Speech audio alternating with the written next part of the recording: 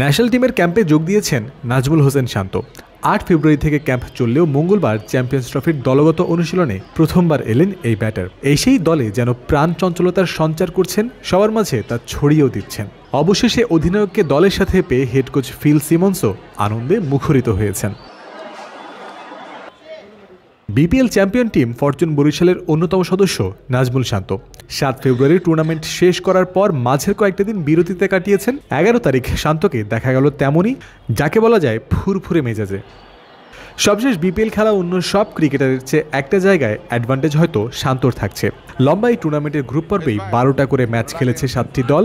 সাথে ছিল ঢাকা, সিলেট, চট্টগ্রাম ঘুরে আবার ঢাকার জার্নি, আর প্রতিনিয়ত প্র্যাকটিসের ধকল। তবে নাজমুলের ক্ষেত্রে ব্যাপারটা ভিন্ন।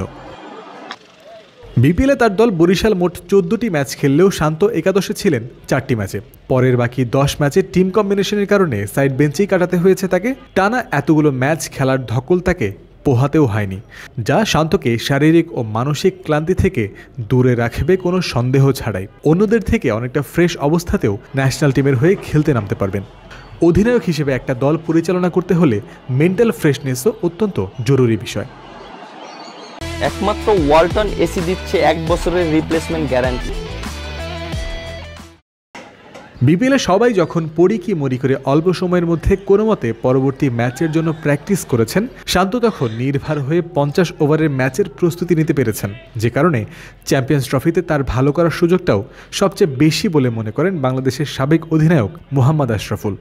আর যারা খেলতে পারেনি, বিশেষ করে আমি মনে করি যে ক্যাপ্টেন যে শান্ত খেলতে পারেনি, কিন্তু এই সময় যে ও প্রিপারেশনটা নিয়েছে, আমি মনে করি সবার চেয়ে বেটার প্রিপারেশন সে নিতে পেরেছেন। তো শান্তর জন্য আমি মনে করি যে অনেকে হয়তোবা ভাবছেন যে শান্ত খেলতে পারেনি, হয়তোবা কি হবে, কিন্তু আমি মনে করি যে সবচেয়ে ভালো সে পারফরমেন্স করতে পারবে এই চ্যাম্পিয়ন্স ট্রফিতে। কারণ এই সময়টা সে ইন্ডিভিজুয়াল ট্রেনিং করতে পেরেছেন। 50 ওভার খেলার জন্য যেভাবে প্রিপারেশন নেওয়া উচিত সেই প্রিপারেশনটা সে নিতে পেরেছেন। ফিটনেস বলেন, স্কিল বলেন, এই জায়গাটাতে। জাতীয় দলের ভবিষ্যৎ সূচির জন্য শান্তর প্রস্তুতি যেমন ভালো হয়েছে, তেমনি সাম্প্রতিক অতীতেও ওয়ানডে ফরম্যাটে তিনি ভালো টাচে ছিলেন। আফগানিস্তানের বিপক্ষে সবশেষ ওয়ানডে সিরিজে করেছিলেন যথাক্রমে ৪৭ ও ৭৬ রান। তার আগে শ্রীলঙ্কা সিরিজের ৩ ম্যাচে করেছিলেন যথাক্রমে ১২২ নট আউট, ৪০ ও ১ রান। সাম্প্রতিক ছন্দ ভালো আছে, চ্যাম্পিয়ন্স ট্রফির প্রস্তুতিও ভালো হয়েছে শান্তর, বলছেন খোদ ক্রিকেট বিশেষজ্ঞরাই। যদি তাই হয় তাহলে বিপিএলে ম্যাচ না পাওয়া শান্ত ও বাংলাদেশ দল উভয়ের জন্যই হয়েছে শাপে বর, এমনটা তো বলাই যায়। মিরপুর শেরেবাংলা জাতীয় ক্রিকেট স্টেডিয়াম থেকে জয়ন্ত বিন্দু, ক্রিক ফ্রেন্সি।